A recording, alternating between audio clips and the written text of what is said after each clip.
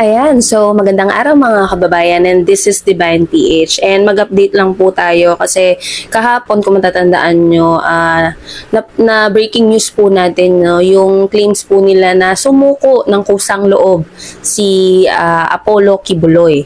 Pero ito mga kababayan, may video ako na ipapapanood sa inyo, galing po ito sa Philstar.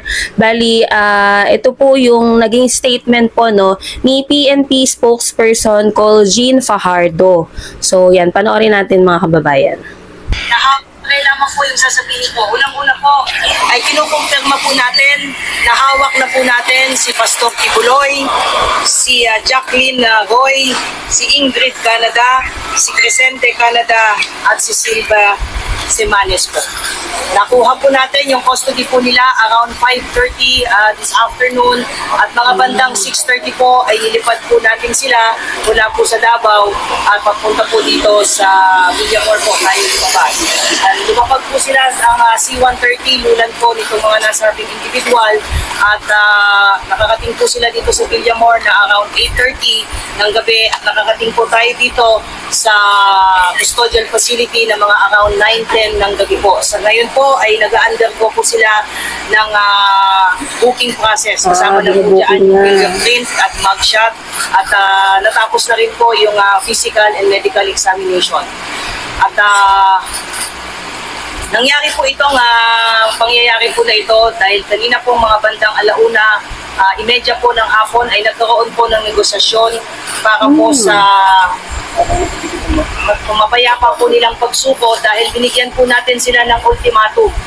Ayan, so ikat ko muna si PNP spokesperson na. So yun naman pala, kasi ang claims po nitong mga supporter ni Kibuloy, ng mga members ni Kibuloy at yung mga DDS vloggers, kusang sumuko si Pastor Kibuloy. Pero narinig nyo naman po yung sinabi po, no, na may ultimatum na 24 hours. And aside from that, nagkaroon po ng kumbaga agreement, no, para magkaroon ng mapayapang pagsuko nga ni Kibuloy. So, ibig sabihin, hindi siya yung sumuko dahil sumuko talaga siya. 'Di ba? Nagkaroon talaga ng agreement or ng usapan para maging maayos yung pagsuko, which is, yun yung kasi yung sinasabi nitong mga members niya, yung mga nauto niya na kesyo sumuko daw ng kusang loob, which is hindi. Mga kababayan, parang hindi nyo naman kilala. At saka, ito nga sabi ko, diba, ilang beses ko pa ulit-ulit na sinasabi. Kung nung umpisa pa lang, sumuko na siya, hinarap niya na yung mga kaso na isasampa sa kanya para malinis yung pangalan niya. Wala sanang mga civilian na madadamay, wala sanang mga miyembro na nadadamay, kasi parang ang nangyayari, totoo talaga yung sinabi, no, ni Jen Torre, yung sinabi niya dun sa may hearing. Totoo talaga yung sinabi niya na nandoon talaga sa mismong compound. Sabi nga po ni PNP spokesperson, doon daw sa specific na building na ayaw daw silang papasukin, doon daw nasa kote itong si Kibuloy. So all this time, tama pala ang ating PNP, tama pala si Jen Torre, na alam nyo naman, na witness nyo kung paano bastusin nitong mga miyembro ng KOJC, itong ating mga kapulisan. Biruin mo, sinisigaw nila human rights violation, samantalang sila yung mga tao noon na nung panahon ng past administration, wala silang pakialam dun sa mga EGK. Pero ngayon na sinisigaw nila dahil sa pilitan na, papasukin talaga, hindi talaga titigil ang ating mga PNP, no, hanggang sa hindi nahuhuli itong puganting si Kibuloy, no. Pero ang nangyari nga habang ongoing itong pagsisearch nila kay Kibuloy, sabi nila may mga members daw na naaragabyado, kaya sumisigaw sila ng human rights violation, ganyan-ganyan. Pero paano naman yung mga kapulisan natin na may video po, may proof na sila yung nagsimula na manakit dito sa ating mga kapulisan? Biruin mo, wala na silang respeto sa mga naka-uniforme nating pulis. 'Di ba? Para lang maipagtanggol itong si Kibuloy na kita nyo naman, totoo halos lahat ng sinasabi ni Gentore. Kung ano-ano pang palalait yung sinabi nila kay Gentore, kahit nung doon sa may hearing, kung ano-ano pa nga alipusta yung gan sila magaling mga kababayan. Yung manira, yung mag-character assassinate, ganon, doon sila magaling. Kasi nga, nalilinawan na yung mga tao na totoo talaga itong mga sinabi ni Gentore all this time. Totoo. Pero syempre, itong mga supporter niya, gagawin ng lahat para maipagtanggol lang itong si Kibuloy. At malihis itong investigasyon na nga na ginagawa at itong ginawa po ng PNP dyan sa may Davao. So ituloy po natin Within 24 hours po ay kailangan po nilang sumuko at nagkaroon po ng negotiation. So, ito po ay joint efforts po ng PNP and AFP. Ang sa loob po ba ng sa loob ng...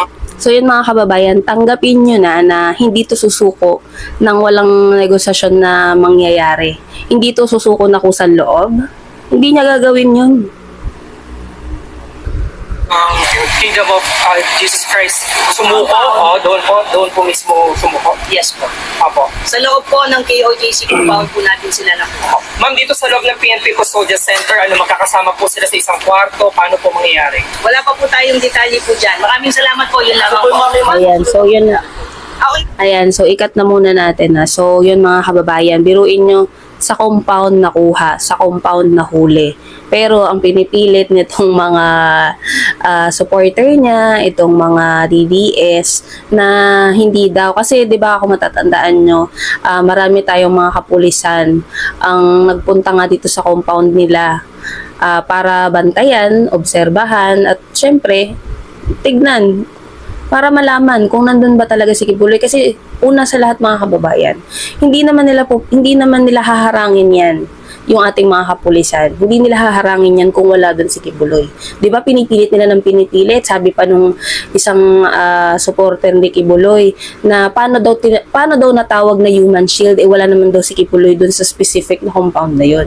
Which is alay na naman, kasinungalingan na naman. Kasi bakit mo kailangan harangin yung mga kapulisan? Bakit kailangan mo silang awatin na pumasok dito sa compound na ito kung wala dun si Kibuloy?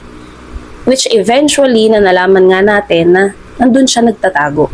At nagkaroon lang ng agreement para sumuko siya, which is hindi pa rin siya sumuko ng sarili niyang intensyon. No, hindi pa rin siya sumuko ng kusang loob talaga. May kapalit pa rin. Kumbaga ganun, 'di ba? So yun mga kababayan, mag-update pa tayo pero sa ngayon po for booking na daw sila, yan yung mga mugshot, yung mga fingerprint, yun na daw po yung ongoing ngayon. And hintayin po natin kung ano pa yung mga updates regarding nga po dito sa kaso ni Pastor Kibuloy at ng mga kasama niya. So, yun lamang po and maraming salamat po sa inyo lahat.